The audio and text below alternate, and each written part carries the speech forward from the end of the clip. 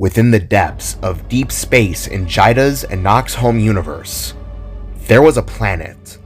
One that was light years away from their own planet, Earth.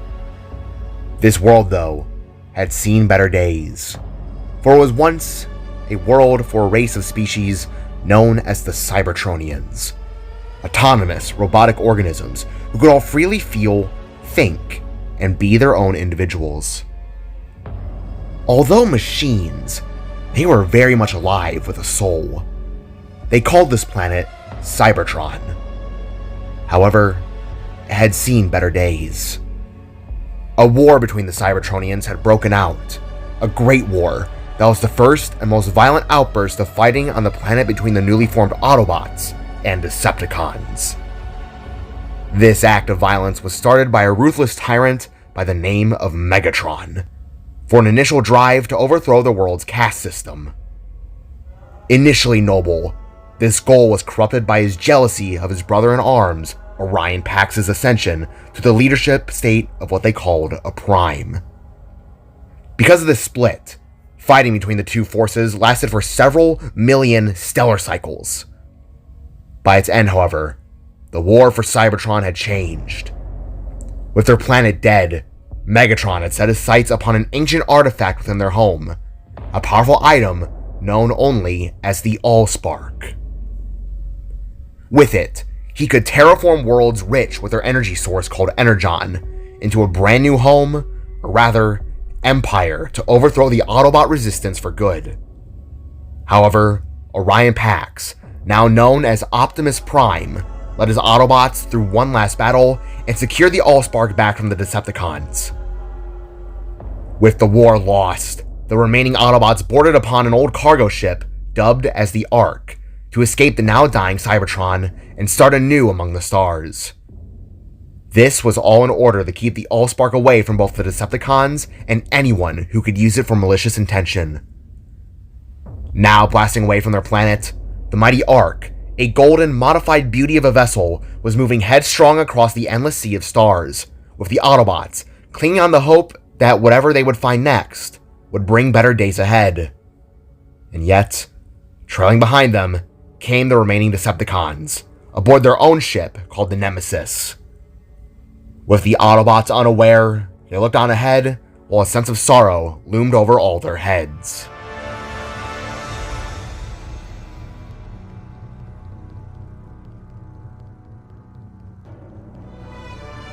Walking together within one of the Ark's many halls, Optimus Prime, alongside a smaller yellow Autobot, made their way into the ship's control center, where many other Autobots had been manning controls and are resting by. Looking up, the yellow Autobot, who had two tiny horns on his head, gazed at his leader, with a sense of lost hope, before asking, "Are you positive there wasn't anything else we could have done?"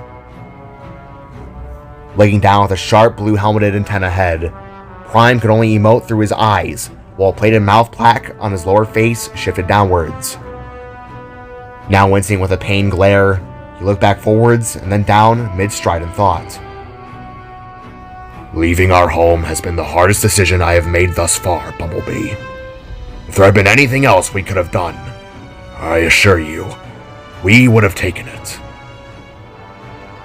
Prime said with the tone of a deep-rooted warrior, someone who wanted what was best, but had been forced into a state of trial. "Whatever lies ahead within the cosmos will be our best and only chance if we wish to protect this universe," Optimus explained to his friend, as both him and Bumblebee set their optics upon the center of the room.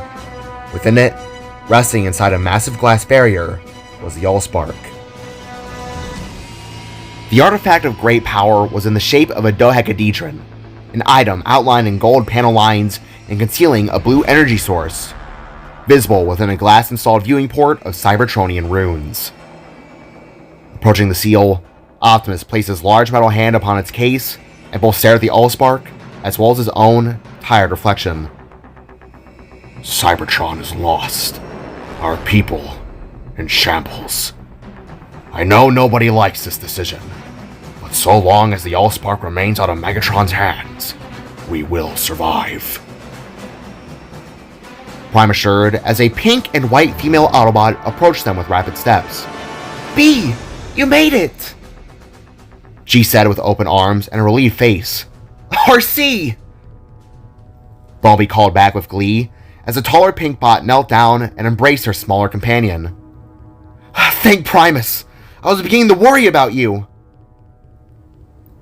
Bumblebee said with a sigh of relief as RC gave him a quick kiss on the forehead.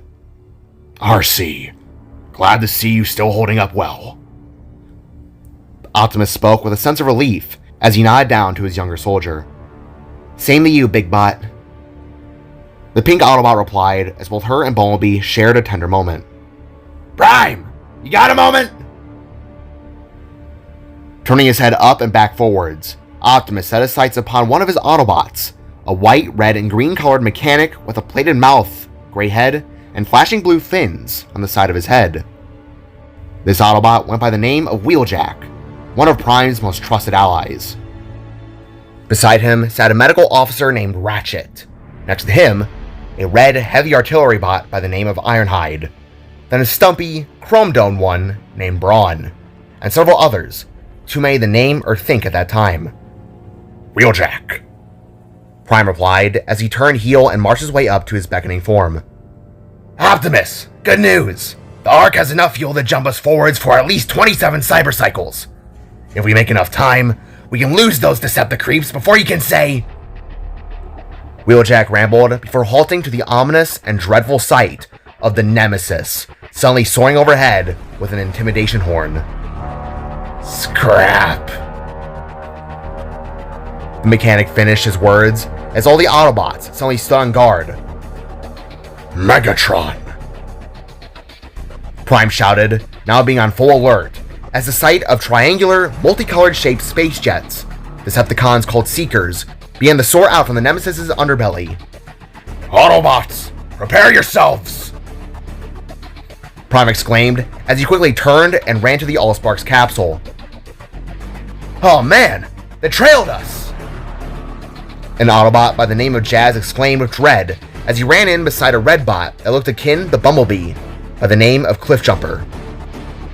Reaching out, Optimus clicked a few keypad buttons upon the Allsparks chamber, lowering its glass and concealing it within the metal grounds of the Ark. Optimus, what are we going to do? Ratchet asked with worry, as the Seekers all turned and began to open fire upon the Ark. From below their bent wings, long, slender weapons called null rays released waves of energized attack beams.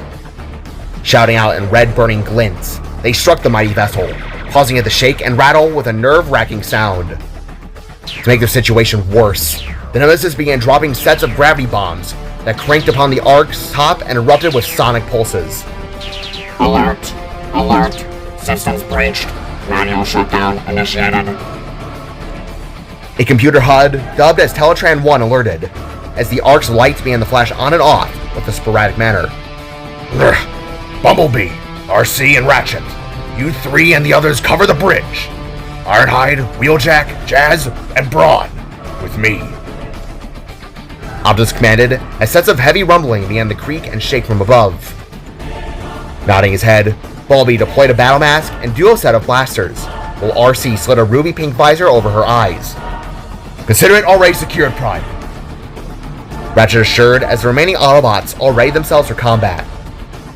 Turning heel, Prime and those he chose exited the ship's bridge and made their way to the Ark's top to try and confront this assault.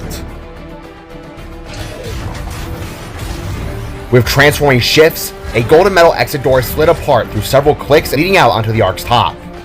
Together, Optimus, Wheeljack, Jazz, Ironhide, and Brawn all ran outwards and were met to the sight of several Autobot foot soldiers already having made their way above.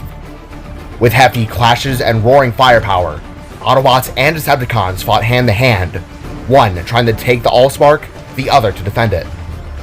Prime, this is bad. This is really bad. Wheeljack shouted as he deployed a visor over his eyes and activated two katanas out from under his arms. We have faced worse, old friend. So long as we hold them off, we will survive. Prime exclaimed as he quickly began the rush ahead, leaving the other bots to take guard and attack on their own terms. Leaping forwards, Optimus's body suddenly began to change. With metallic revs, shifts, and motor-sounding spins, the Autobot's body spun, compressed, and took the shape of an alien-looking vehicle mode, dawn with glowing blue panel lines and firing smokestacks. Landing back down, Optimus went in the full ignition and roared forwards.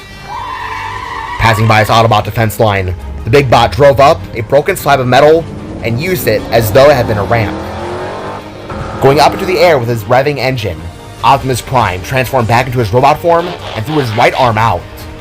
From underneath his rectangular-shaped limb, he brought forth a large metal black blaster rifle that glinted beautifully within Cybertron's burning light.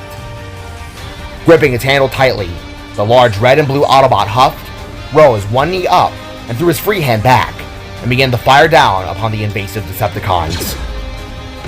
Flipping through the air as he did, Optimus at last landed with a hard roll and quickly slid back upon his feet. Surrounding him came both Decepticon foot soldiers and transformed Seekers, bigger cons with cube-shaped heads, armed shoulders, and hefty wings that angled up like daggers. With pain in the spark, Optimus quickly shot down one Decepticon, whirled and then another. Spinning around, he swung the barrel of his rifle and smashed another aside. Although the Decepticons were the enemy, Optimus would always feel a wave of guilt course within him upon every single one he took out. They were still his brothers and sisters deep down, but the war had forced his hand into decisions that were both necessary, yet mentally straining. Optimus, head up! We got trouble! Wheeljack called through an audio receptor within Prime's antenna, leaving the large Autobot to look on ahead and feel his motor drop.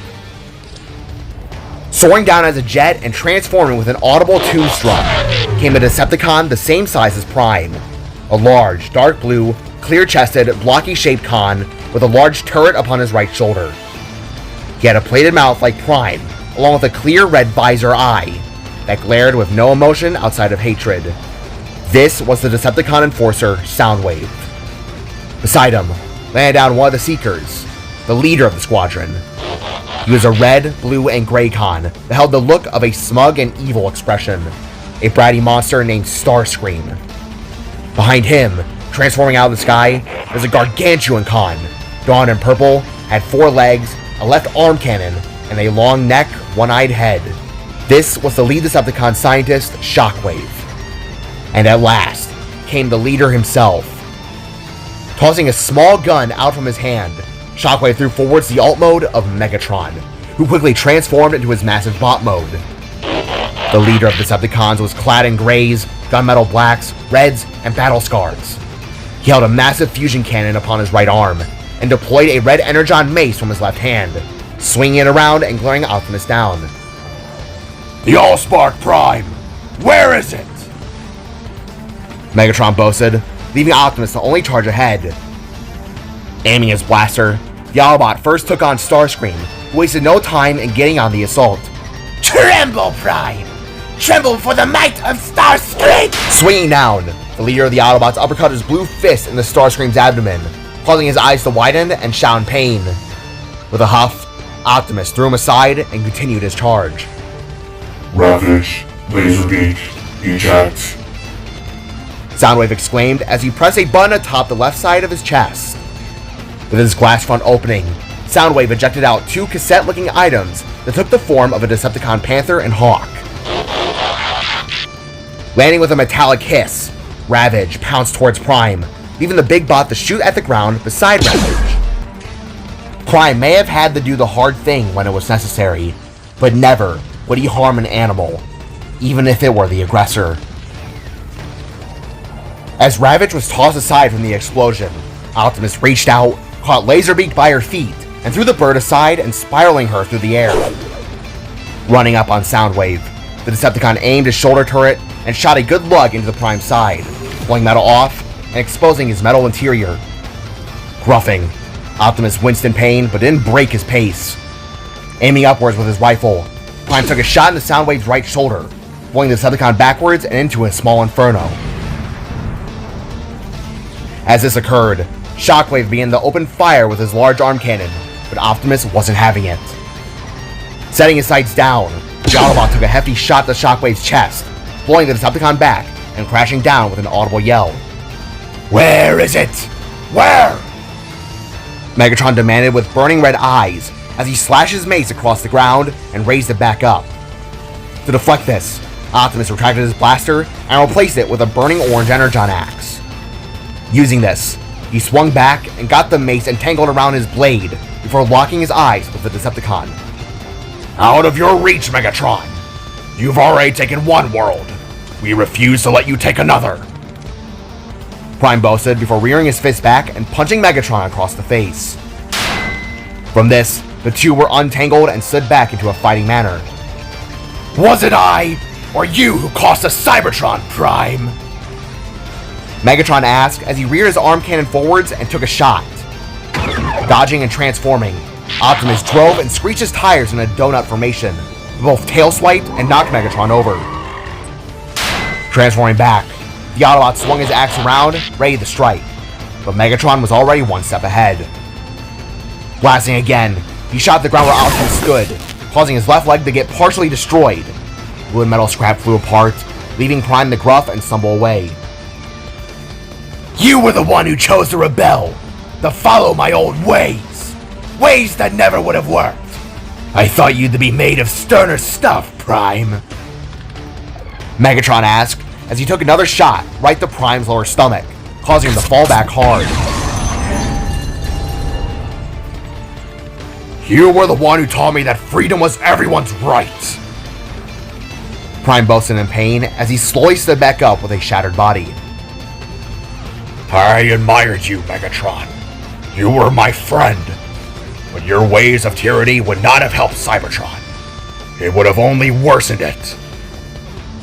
Optimus stated as he readied his blade again. And look to where that mentality has gotten you, Orion. Megatron boldly said as he slowly raised his cannon again, prepared to fire.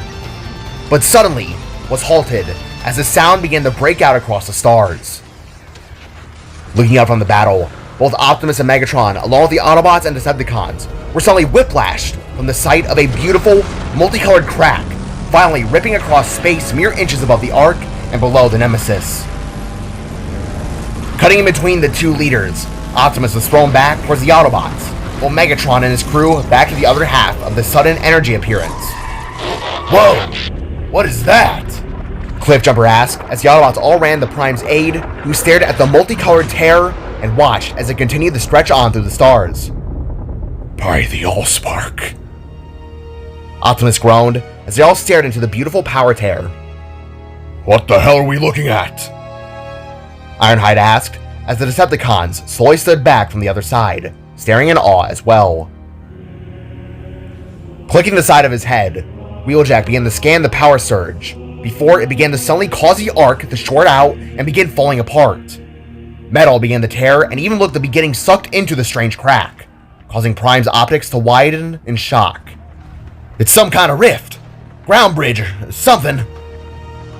Jazz expressed as both him, Brawn, and Ironhide helped Prime stand. No, this can't be. That's impossible. I must be reading this wrong. Wheeljack said as he began to go over his scan, but stopped as the Ark began to suddenly start ripping itself apart further, along with the Nemesis, seemingly to be suddenly dragged into the vortex. This is not good. Cliffjumper said as Optimus swung his arm around and clicked the side of his head. Calling all Autobots. Head for the escape pods. Ready for the Allspark for me pronto. We've been entangled within some kind of vortex. Hurry! Prime said as his Autobots began to help him stand back. Shockwave, what is this? Megatron asked as he stared at the vortex with stern red optics. A rift, Lord Megatron. One emanating a power I am unaware of at this moment in time. Shockwave replied as he extended his neck close to the tear. Ravage, Laserbeak, return. Soundwave commanded while Starscream began to panic.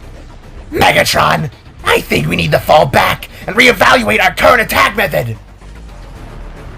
Angrily wincing, Megatron watched as Optimus and his Autobots disappeared into the Ark, leaving him to huff and grab Starscream by the head with a muffled crunch. Keep up your whining and I'll throw you in there myself. He boasted before pushing the Seeker down and turning heel. Decepticons! Retreat! he exclaimed while blasting up to the Nemesis with a pair of thrusters within his back. By the primes, what are we looking at? Balby asked as he, RC, and Ratchet stood by the Allspark while staring at the tearing cracks in space. It's some kind of reality tear, Wheeljack exclaimed as he, Prime, and the rest ran back into the Ark's bridge. A what? RC asked as the weakened Optimus deployed his axe and slashed at the Allspark's carrier, shattering the glass and allowing for him to take it and slot it within his chest cavity.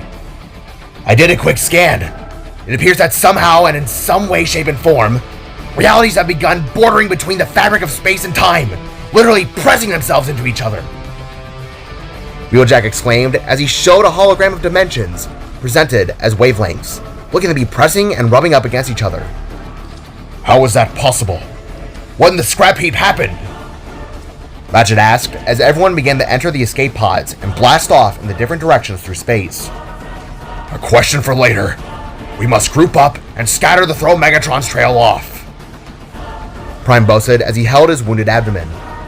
Ratchet, Ironhide, Cliff, and Brawn. Take a group of soldiers into your own select squads and tend their wounds and watch over them.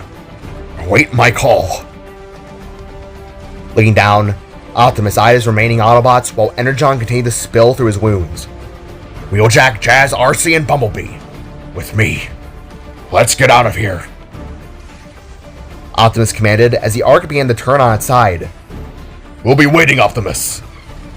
Ironhide said as he, Brawn, and Cliff guided a few bots off. Optimus, let me join your squad. You are in a terrible shape. Ratchet asked with urgency, leaving Optimus to race his Energon-stained hand up. I will survive, old friend. You must tend to the others. They are the future of all of us. The Autobot leader said as the roof began to crack. Go! He commanded with a two-fingered point. With hesitancy, Ratchet took in a breath and nodded his head. Turning around, he began to make his way for the escape pods, as Jazz, B, Wheeljack, and RC quickly marched Prime to theirs. Opening a hatch within the side wall, the 5 Autobots piled inside, leaving Optimus to sit with a pained grunt, and the others to clamber for control. Hold on to your afterburners! Wheeljack shouted as he took control and raided the pod. Sitting down, both Balby and RC held hands, while Jazz secured Optimus into a large seatbelt. Easy, boss. Get out of here. Jazz stated as Wheeljack hit launch and blasted them out of there. In a flash, they shot out of the Ark and entered into deep space, all while the Nemesis flew up and away from the crack, being both blinded by its light and unaware to the escaping pods that had gone by. Oh man. RC mumbled as she watched the view of the Ark get smaller and smaller in the distance, while Prime continued to groan.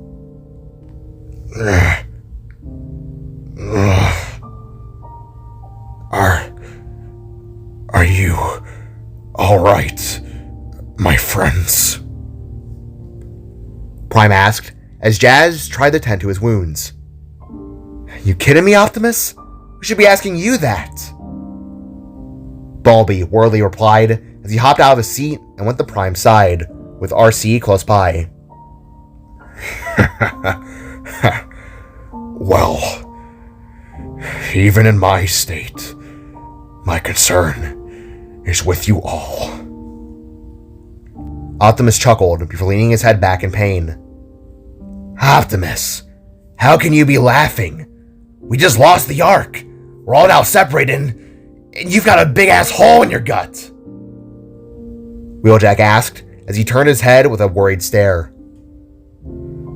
Because, minus it all, Megatron still doesn't have the Allspark. Optimus answered as he opened his chest to reveal the item of power. That is all that matters at the moment. Prime finished before closing his chest again. Optimus, why don't you use your Matrix to heal yourself? You look pretty bad. RC suggested with a worried stare. Off the table, my friend. If I were to use the Matrix, Its energy surge would alert the Decepticons to our location.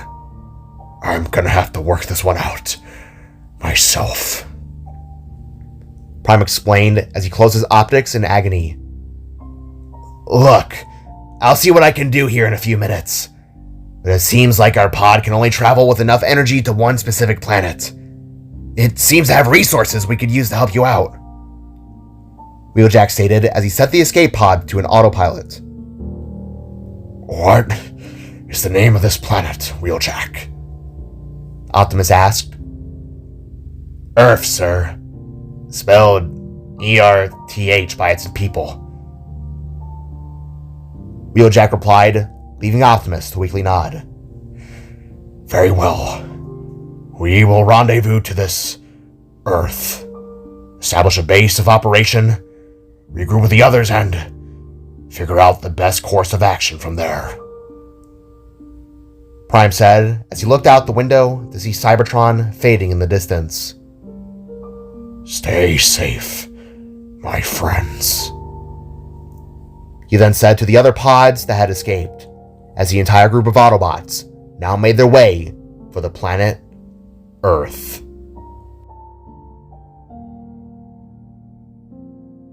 Journeys ahead. More than meets the eye. An unofficial crossover. Chapter 1. My name is Optimus Prime.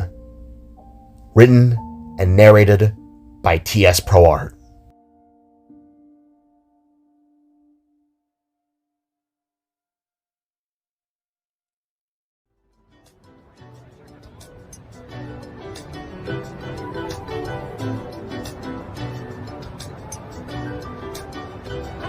Jamming out within his room with a pair of headphones around his head, Jay, now 16 years old, smirked, bopped his head, and drew in a sketchbook. Sitting at his desk, which had replaced his drawer by the window, Jay tapped his foot and then took a quick swig from a water at his side. On the paper, the image of a sci-fi looking city was being designed, an illustration from a dream the little spark had had the night prior. It was a world of white buildings, blue energy, and so much more. An image so obscure that the young artist couldn't help but try and design it. All around him, drawings of characters, environments, and so much more lay pinned along his walls. Character work, as he called it, as although he was now a hero, his part-time was illustration. Sitting below his feet, Gloppy awaited and ate at the falling eraser scraps, leaving the young spark both disgusted, but grateful for the little guy's help. As Jay continued to design, his mother, Jida Woods, walked past his room while feeding his younger adopted sister, Jane, a bottle of milk. Although having been a little over 2 years since Jay's rescue and sister's adoption, the young Jane appeared to be growing at a much slower rate than predicted. However, thankfully for Jay's whole family, their lives were much longer than the average Joe, so it really was no biggie. Stopping and turning her head with newly cut short hair, Jida, who was now wearing a yellow tank top, socks, and turquoise green shorts, smiled upon her son and asked, "Jay." However, the little spark couldn't hear her over the music he had been listening to. "Jay," Jida asked again with no response and whispered song lyrics. Smiling and rolling her eyes, she handed Jane her bottle and then snapped her fingers, projectile warping the headphones off her son's head and into her free hand. "Jay," she asked again with this action, startling the young spark to whirl around. "Whoa! Hi, Mom. What's up?" Jay asked with an awkward smile as his mother smiled back. "Hey, so tonight, me, your father, and pretty much everyone else who lives here, we're gonna be going out camping tonight in the Aurora lodging grounds. Would you like to come with us?" Jida asked as Jane dropped her bottle, leaving the cosmic fire wielder to catch it with the roof of her foot. "Yo, really? Sure. But I'm going out in a bit to help Florence with some photo work. But I'd love to tag along." Jay replied with a smile as he fully turned in his chair. "Awesome. Your Uncle Knock and Cott will be there, Joby and her boyfriend, who we're gonna finally meet. And yeah, that's about it." Jida said before smirking deviously. If you want, you could ask Florence if she would want to come too. The musician asked with a wink, causing Jay to blush and scratch the back of his head. Mom. The little spark replied in a bashful manner. I'm serious. I really like that girl. She's funny, kind, and you two are just so freaking cute together. Jida exclaimed with a red flare to her hair as she pinched the spark's little cheek. We're not dating, Mom. We're just, Jay tried to reply as he scratched the back of his head. Really good platonic friends? Jay answered with a lie to himself.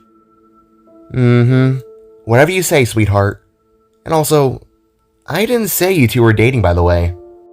But whatever you say. She dragged out as she flipped the bottle back into her hand and spun out of the room. She's such a dork, Jay said to himself as he looked down to his white, light purple sweater and turquoise necklace. That Lavin Wolf is going to be the death of me, Jay said with a blush as he stood, closed his book, and stretched. Speaking of which, best I get over there. She's probably... Jay said to himself once more before pulling out his phone and seeing 4 missed calls from Florence Reyes, who had been labeled in his phone with a purple heart emoji. Waiting on me. Jay finished with slowing words and shrinking eyes before turning heel and running out of his room, scooping up a purple bag in the process.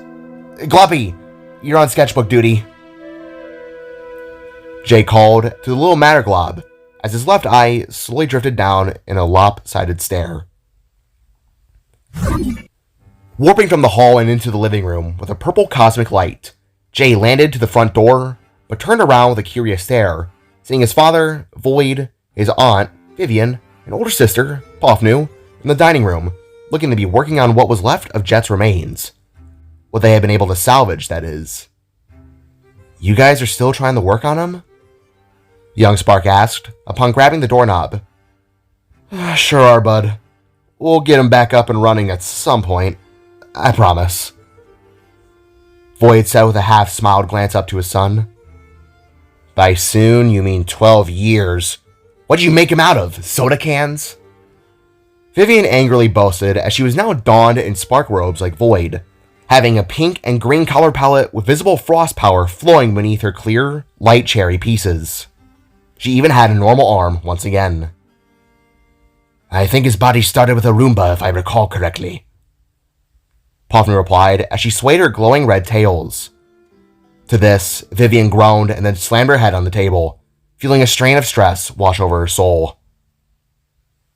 Hey, are you going camping with us later? Void asked. Yeah, I'm just heading out to help Flo with something. I'll be back soon. Love you guys. Jay replied before warping out the door with a blush. Flo? Heh, that's a new one, the kitsune said, getting Void and Jida the chuckle. I think he's in love, Jida said as she spun around with Jane in the kitchen. You think? Kind of reminds me of when you were crushing on me, Freckles, Void replied to his wife as he gave Jet a small shock with his cosmic electricity.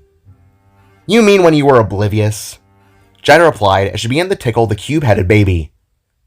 Well, looking back on it, I can see it now, Void replied, getting Pofnu to cackle out like an actual fox.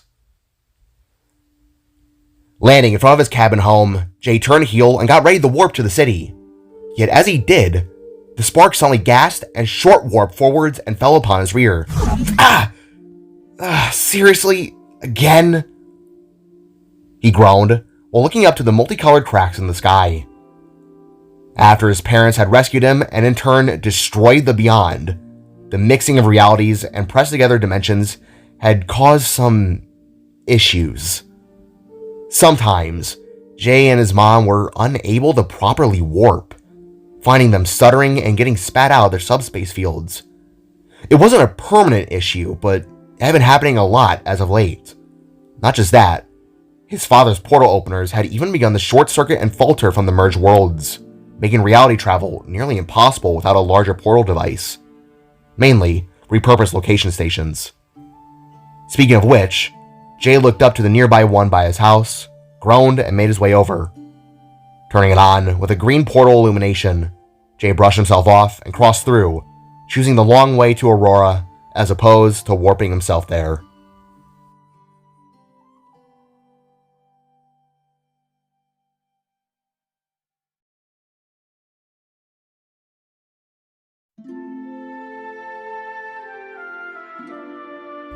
Running along the sidewalk, Jay passed by moving cars and pedestrians that waved and or nodded, all up till he slid to a stop and turned his head towards a mini greenery business, one that sold all kinds of flowers and plants. Atop the entrance door, there was a sign that read, Rhea's Floral Stop, a business Florence's parents owned. The building was painted green with bright clear windows and many little plant decorations. The first story of the structure was the main business, the second, their home, but the third, a large greenery with wooden built walls and a glass dome roof overhead. Smiling at this, Jay ran forwards and succeeded in doing a tiny warp up to the building's ladder chute. Landing and stabilizing himself atop the graded floor, the young spark quickly ascended to the very top. Normally, that's where the Lavin Wolf would reside, and the two of them met up, so he had figured this would have been no different. Reaching the top, Jay landed on the floor and caught the scent of roses, lavenders, poppies, and so much more.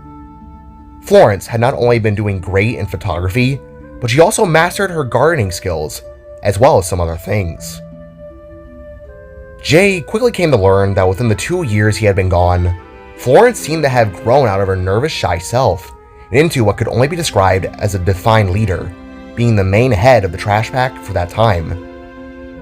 This personality was something Jay truly came to admire, but not just that. The two had become close, extremely close upon his return. Walking up to the door, Jay began to recall the last 2 years. Upon returning, him and Florence were practically tied to one another for a good while. They hadn't necessarily been that close before then. They were friends, but more on the lines of the side friend of the group who knew the other.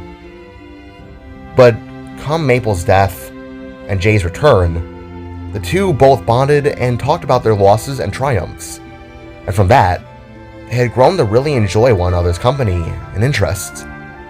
There were days where they would spend hours with each other, drawing, gardening, taking photos, or even just playing video games. They had become not just good friends, but best friends. And now, although it was 50-50 in his heart, it seemed as though they were becoming something more. However, as Jay reached the door, he found it slightly ajar and swinging within the wind. Stopping mid-stride, the little spark eyed the swaying door and then asked aloud, "Flo?" There was no response, nothing but an eerie silence that made his heart rate begin to go a bit faster. "Florence?" Jay asked her full name as he slowly approached and walked inside the greenery, being greeted with tons of plants potted on tables, dangling from the roof, or bathing in small sprinklers. However, no sign of the Lavin Wolf was to be seen. "Flo! Hey, sorry for not getting your calls. I was drawing and I was in the zone, you know how it is with artists." Jay awkwardly explained as he set his bag down and stood within the center of the room. "Flo?" Yes again, before hearing something shuffling behind him. Glancing to the side and without turning his head, Jay slowly smirked and summoned his cosmic armor bits to go over his arms and hands. Although he didn't turn, he could sense large purple and fluffy ears poking out from behind a set of flowers, and the sound of slight snickering. Oh no! It would be a shame if the big bad wolf came and took this lonesome knight down. Whatever is a warrior without his sword and shield to do? Jay asked in a fake, pathetic tone, causing the Lavin Wolf to lunge with her arms and pawed hands outstretched. Smirking with a glint in her yellow eyes, Florence, with the flowers in her hair swaying back, pounced while shouting, "The warrior is to fight the beast through it all! Rah!" She called with a sharp-toothed smile, getting Jay to turn, open his arms, and embrace Florence in her tackle hug. Falling and rolling over each other, both Jay and Florence laughed and giggled, before the spark was suddenly beneath and pinned down by her large paws, that almost doubled Jay's own hands. Smirking while crouched over her friend, Florence wagged her tail, while her snout was just inches away from Jay's face, leaving her to say one thing in her blushing state. "Hi," she greeted. "Hi, Flo," Jay replied before the two of them laughed and got up. Rolling off the spark, Florence flipped herself back upright within a dark green turtleneck t-shirt and khaki brown shorts. Brushing herself off, she swayed her bunned up hair and tail to the side and then reached out for Jay with an open pawed hand. "Wow, those acrobatic lessons are really starting to pay off, huh?" Jay asked as he took the Lavin Wolf's hand and was pulled upright. "You could say that. I've been really getting into that fighting spirit, you know? It's such a great adrenaline rush," Florence expressed with a sharp-toothed smile while deploying her claws from her fingers. "Makes me feel alive," she said before retracting them and giggling again. Wow, man, you know, it's still crazy to me that not even 5 years ago, you were the most shy and scared little thing.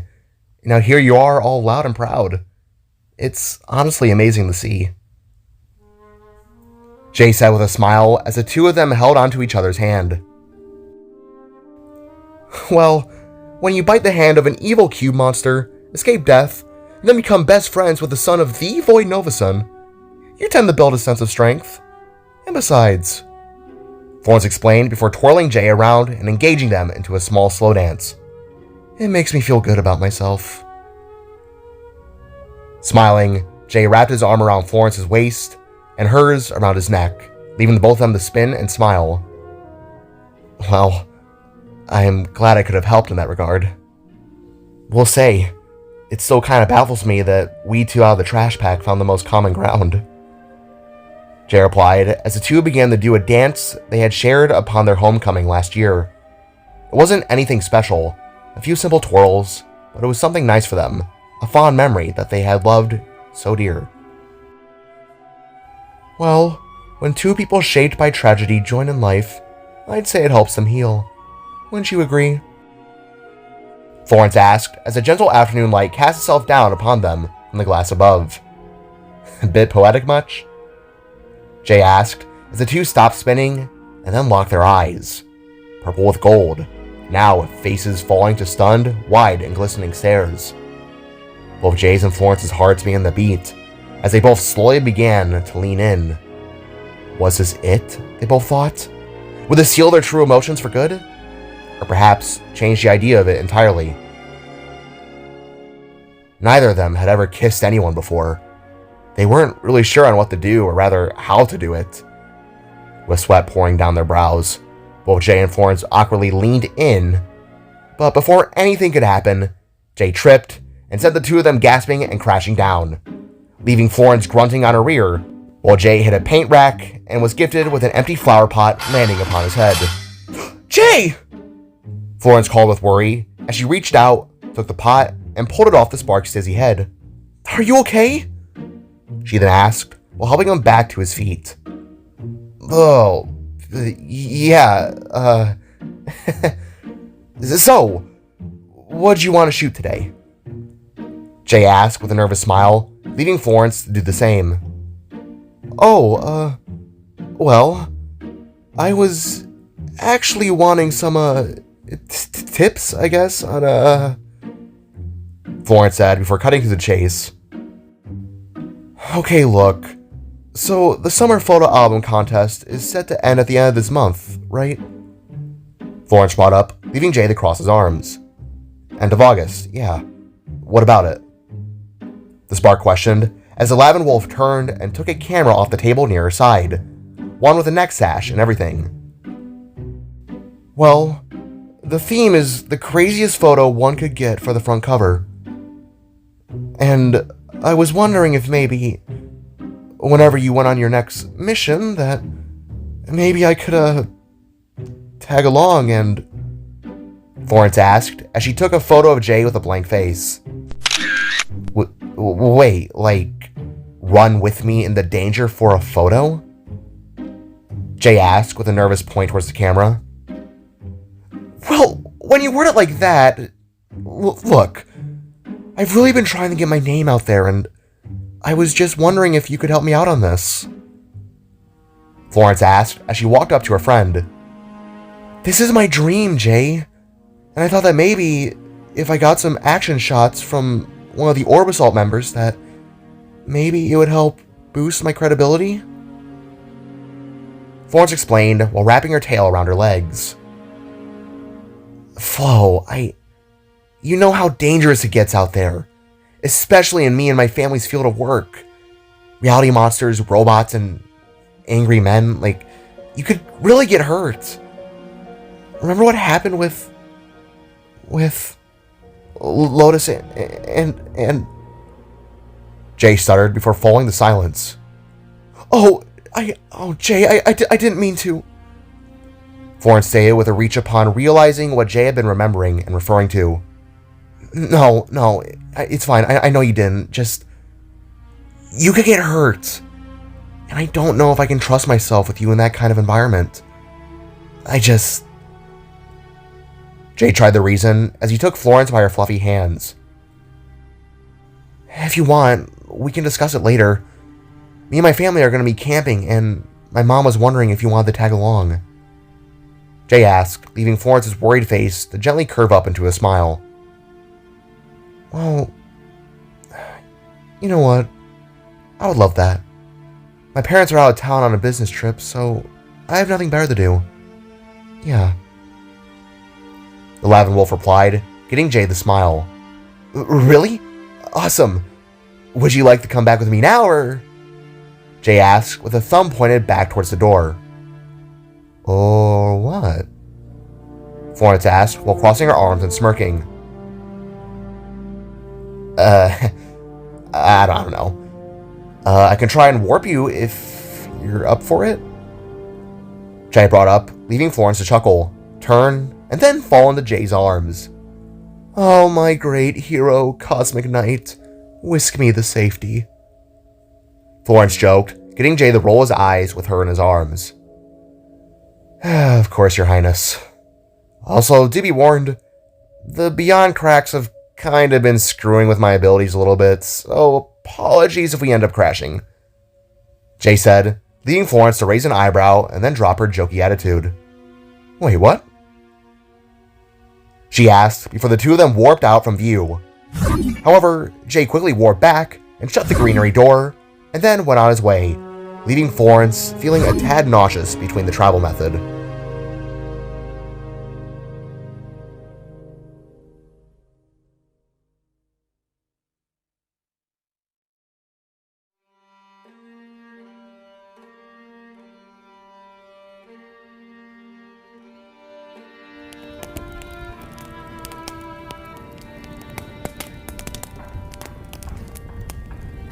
With the moon now high within a beautiful blue night sky, Void sat on a fold-out chair with little Jane asleep in his arms. Beside him on other chairs were Jida, Pofnu, Vivian, Nock, and Kot, along with Joby and her boyfriend, Elijah Ronan. Elijah was a short man, a little past 5 feet tall. He was from the same race as Tucker, blue-skinned with sharp bull horns atop his head, and even had slick brown hair, alongside scruffy mud chops. He had a smiling face that you couldn't hate. He was fit and muscular, wearing a red Hawaiian shirt, belt blue jeans, and ended with brown work boots. Leaning back, he happily ate a s'more, but nervously looked on before talking. Look, I just gotta say that it is an honor to finally meet you, Mr. Novason, as well as you, Miss Woods. It truly is an honor. Elijah said as he tried to flick some of his marshmallow off his hand. The honor's ours, kid. We've heard stories about the kinetic one around Aurora, but never would have thought our daughter would be dating him. Great work out there, by the way. You're really making our jobs easier. Ford replied with a wink, referring to Elijah's vigilante activities. Oh, really? Thank you. That means a lot, Mr. Novason. The horn being said with a smile as Joby happily leaned into his side. Please, just call us Void and Jida. The spark answered, leaving Elijah the nod. I know it was brought up earlier, but you said something about that freak, Dr. Notorio, giving you these powers? Nock asked, while Kot just awkwardly tried to eat a s'more. Yep. About 6 years ago, I was kidnapped with a select group of people and experimented on. Because of him, I can now do this. Elijah explained as he took a graham cracker and connected his essence with it, turning it blue and shooting it forwards like a shuriken. Whoa! Kot, Nock, and Vivian exclaimed as the piece of food went disappearing into the trees. With that power, I broke out of my cage and escaped. Now I use these abilities for the good of our people. As my pops used to tell me, you have not lived today until you have done something for someone who may never repay you. With that, I do what I do. Elijah finished, leaving everyone to nod their heads. Oh, honey. I'm sorry about what happened to you, but we're glad to hear how you are currently. Jida remorsefully said to the scruffy-faced hero as he just nodded his head down. Appreciate it, Miss Woods. Thank you. Elijah replied with a full heart and chose to call who had essentially been his heroes by their last initials out of respect. Hey, where's Jay and his little wolf friend? Vivian questioned as she threw an entire s'more into her mouth and crunched it down. Going for a walk through the woods. Jida replied as she summoned a small wave of fire to her hand and sprinkled it into the flames, getting it to roar higher again. Oh. And you guys are just chill with that? Vivian replied as she leaned forwards on her chair and eyed her brother and his wife. They're good kids these days. They ain't stupid like most. When they tell you what they're doing, they're actually doing it. I trust them to behave. Ford replied as Jane snuggled close to his chest. You kidding me? That squirt is probably having his first kiss and swap and spit. Those two are like hip to hip these days. Joby joked with a smirk, leaving Jida to roll her eyes. Nobody needs that image in their heads, Joby, she said, getting the light matter girl to chuckle. Shifting his mouth to the side, Nock adjusted his glasses and then looked upwards, staring upon the beautiful stars above. To change the topic, we're supposed to be getting shooting stars tonight. Best to keep your eyes peeled. The little mechanic stated while leaning in the cot's side. Oh, cool. Haven't seen one of those in a while. Ford replied as both him and Jida looked up. Have not in a while, he repeated while the fire gently roared on.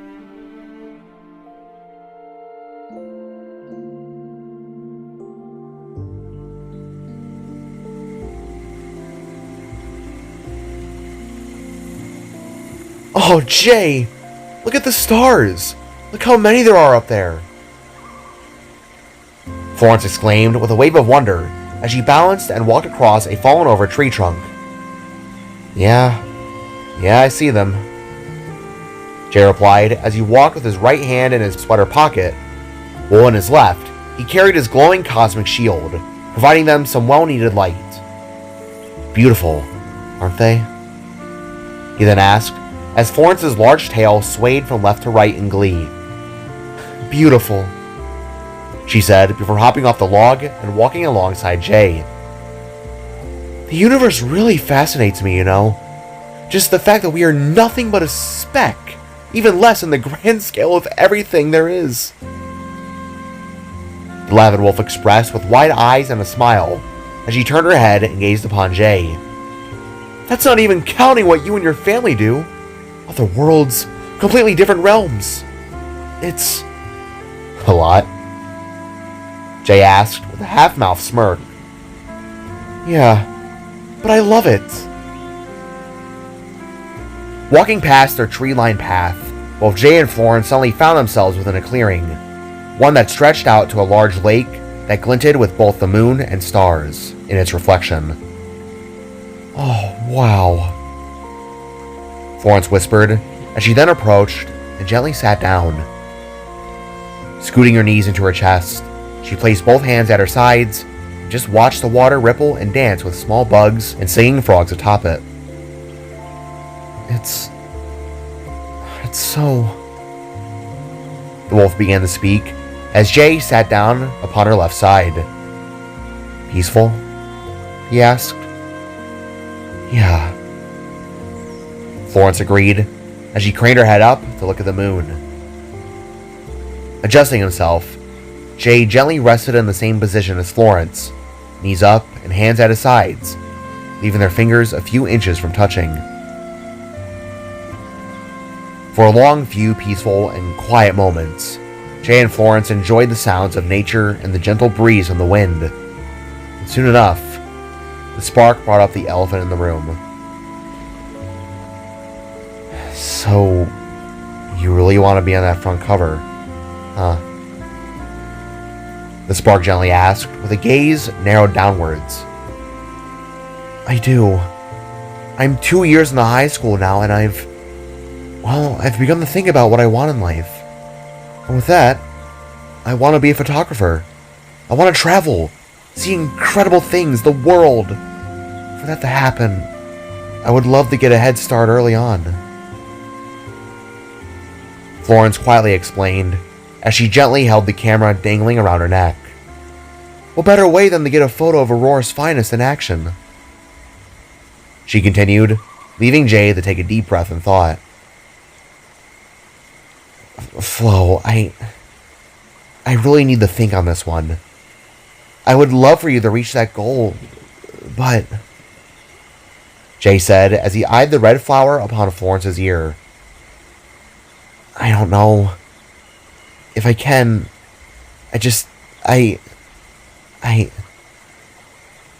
Slowly scooting his hand forwards, the young spark gently interlocked his fingers around Florence's, causing her tail to start wagging and her eyes to dilate. I care about you. A lot. Jay stuttered as the two teens turned and gazed into each other's eyes, with their hands interlocked up front. I like you, Florence. I really, really freaking like you. The last thing I would want is for you to get hurt. Or worse. With her ears fluttering and face turning to a bashful wince, Florence gently scooted herself forwards and wrapped her tail around the both of them. Jay, she whispered, while raising her free hand up and caressing the side of his worried cheek. Jay, Florence tried to speak before finding the words she wanted to say. Jay, ever since Toonie passed, I felt as though I was nothing. But these past 2 years with you, I've never been happier. Florence said, as a small smile began to grow on her face. You really like me? She asked, as the whole topic of conversation went from the nerve-wracking thought to just them. Yes! You've helped me. Always been there for me since I got back. Every day you message me good morning and good night, asking if I ever need anything. You mean a lot to me, Florence. A hell of a lot. Jay expressed as small tears swelled within the corners of his eyes. I think I love you. To these words, Florence blinked with slight tears as well, while their faces flushed with color. With softening eyes, Their hearts began to beat as one, while the Lavin Wolf tried to take this in the fact. They had both held feelings, they knew this, but had never fully acknowledged them. A part of them were nervous, worried and scared, in fear of ruining their current relationship. But here, in this moment, it felt right. Jay, Florence whispered as she slowly leaned in. I think I love you, too. After a few seconds of silence, the two of them gently leaned in and shared what was their very first ever kiss. For a good few seconds, they stayed there, before opening their eyes, now wide, and gently pulling back. The stars above shimmered off their forms, while the both of them were too stunned to even form words. Reaching up, Jay gently took Florence by her head, then pressed his forehead against hers. With constellations flaring under his skin, he gently rubbed his head, before the two of them fully embraced, snuggling into each other, then collapsing into the soft grass. Whoa. That was... Jay whispered as the two looked back at one another. Not what I was expecting. To this, the two of them both snorted, laughed, and hugged again. And then rolled to their backs, looking up at the stars with their left and right hands interlocked. So, does that make us... Jay nervously asked in a giggly mood. A couple? Yeah, I think it does. Florence answered as they both continued to laugh in shock. That was nice, Jay said as the stars twinkled above them. I agree. Should we do that more often? Florence replied, leaving them both to laugh again. Yeah, sure, I wouldn't be opposed. Jay agreed, as something above caught their eyes. Several lights glinting across the cosmos. Yo! Florence, look! Shooting stars. Make a wish. Jay continued to stutter, but exclaim, as they both sat upright. Oh, wow! Okay. The wolf stated with shock, before thinking on what to say.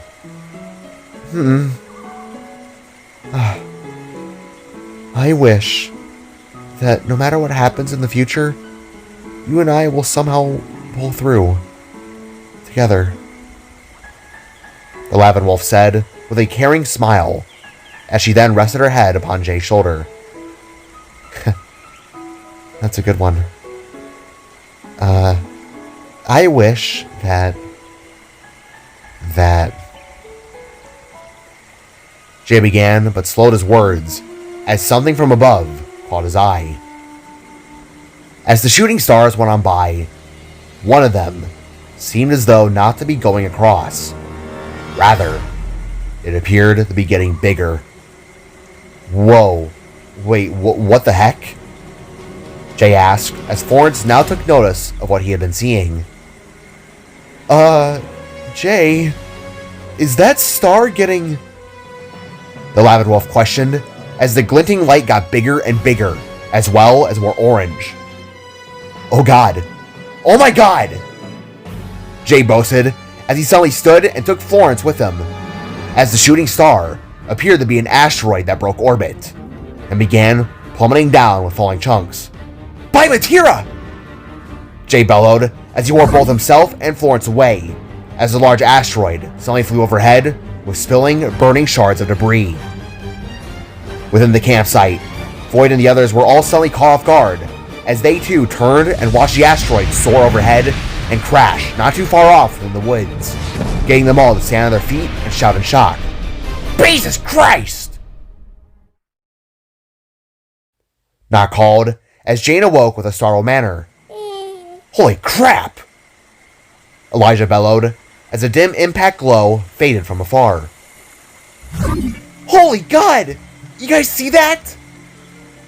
Jay called in disbelief as he wore both Florence as well as himself back to the group. Yeah! Are you guys okay? Jada asked as the others all stared down to the billowing smoke from afar. We're fine. But that was not a shooting star. Florence stated as everyone now stared at the smoke. No kidding.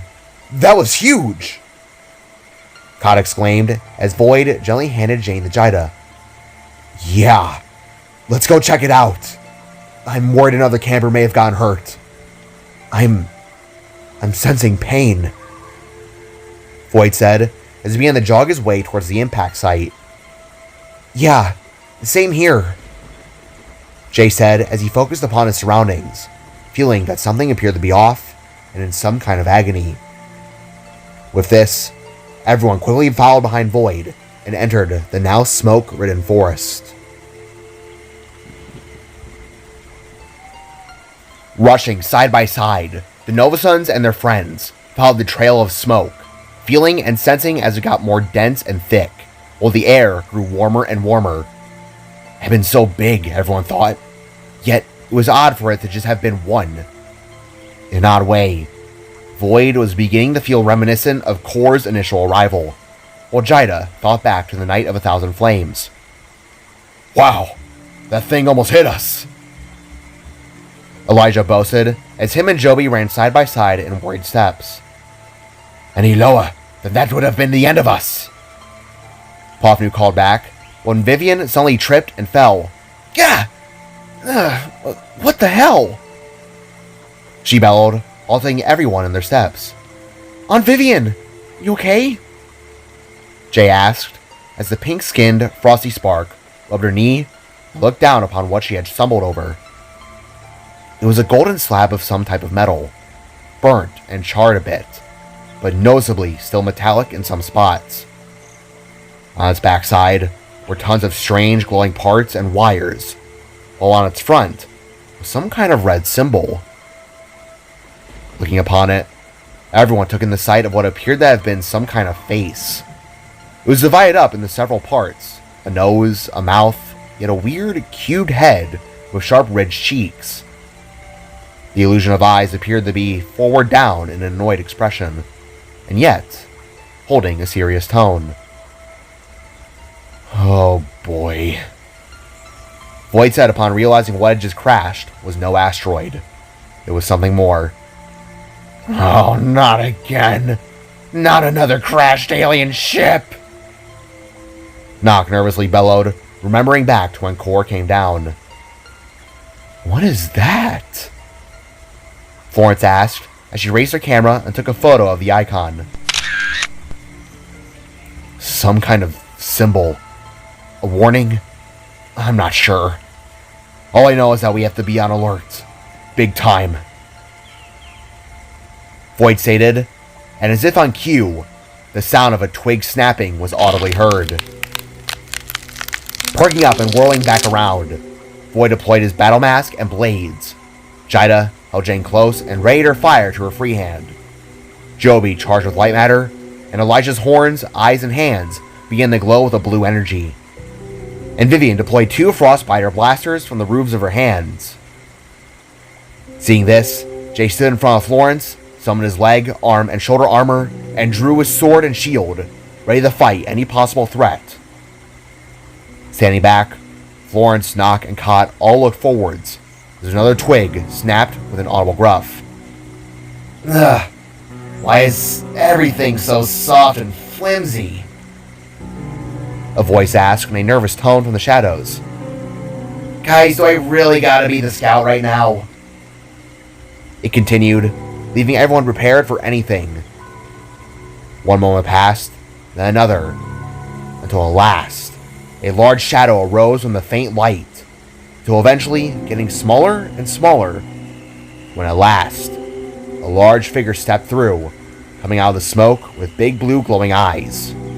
This being was the Autobot scout, Bumblebee, who immediately stopped in sudden shock and fear upon seeing everyone below him. In a similar vein, the Novasuns and the others all halted in surprise upon seeing this strange yellow robot, leaving both sides in a quiet standstill. One moment passed, and then another, as the scout just stared with wide optics and a tightly sealed mouth. That was until Florence, with her jaw wide, raised her camera and took a photo. As the flash went off, Bumblebee suddenly shouted in fright before landing on his metal rear, in turn causing everyone else to shout and stand back. Guys, I've been spotted! I've been flashbanged! B exclaimed as everyone nervously stared at the robot, now rubbing his face. Oh, I'm sorry. I didn't mean to. Florence immediately called, when RC suddenly appeared from the smoke at the Novasun's right side, with two blasters readied and aimed. Hey, nobody spooks the bug but me! She angrily boasted, getting the group to turn with a protective manner.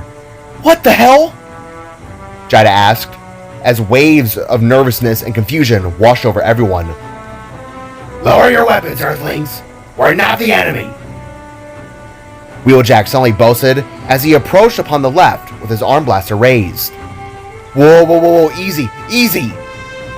Void nervously said as he retracted his mask and blades while eyeing the robots in a state of awe. What are they? Cod asked as Bumblebee slowly got back up.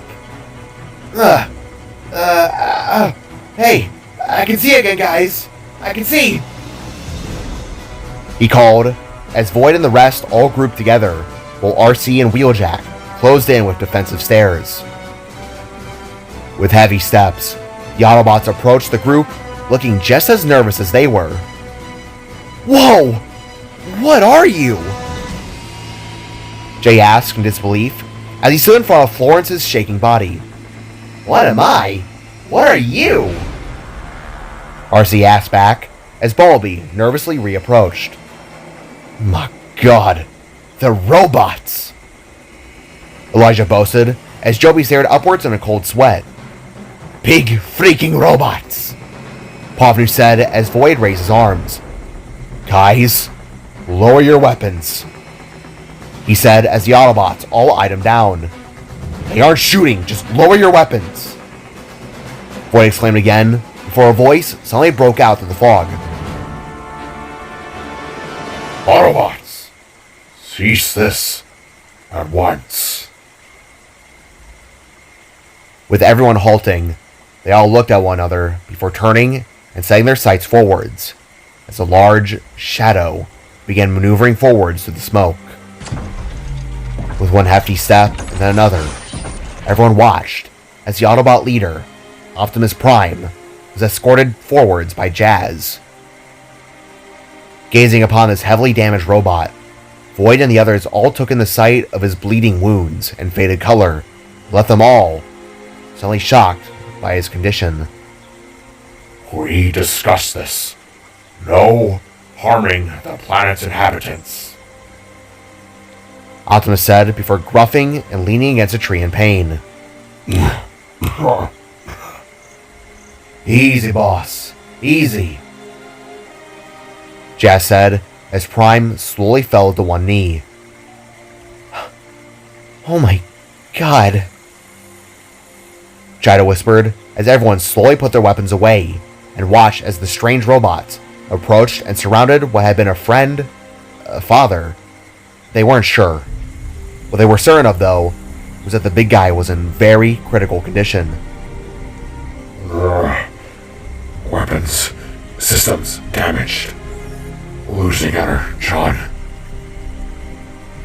Prime quietly rambled in pain as the Autobots slowly tried to tend to him. Jesus, that one looks like shit. Nox said as Void slowly stepped forwards. Dad, no. Joby spat while reaching for his arm. It's okay. They're not gonna hurt us. I think. Void assured, as he nervously took a few steps forwards again. Hey, we're not bad guys either. We're good people. You just gave us a scare is all. Void said as he nervously gazed upon Optimus. You look to be in pretty bad shape. What happened? Void nervously asked, leaving Optimus to slowly look up with flashing on and off eyes, as well as a cough through the two vents on the side of his face. A war. A battle. Heavy damage. Prime replied as he eyed down the spark. War? Florence asked, as both her and Jay held hands with shooting nerves. Hey, back off, orb guy! Wheeljack said with flashing fins and a waving hand. Shacky, ease yourself. They mean us no harm. Prime said before slowly standing back to his feet and gripping his stomach. A war? Okay. Look, my name is Void Novasun. Me and my family here aren't gonna hurt you, so long as you don't hurt us. You've got a name, big guy? Void cautiously asked as the Autobot stood back, leaving the others on Void's side to slowly approach. With a gruff, the red and blue Autobots slowly knelt back down with a strong pair of gentle blue eyes that felt to ease everyone who gazed back into them. Taking in a breath, the giant robot said his name loud and clear for all to hear. My name is Optimus Prime.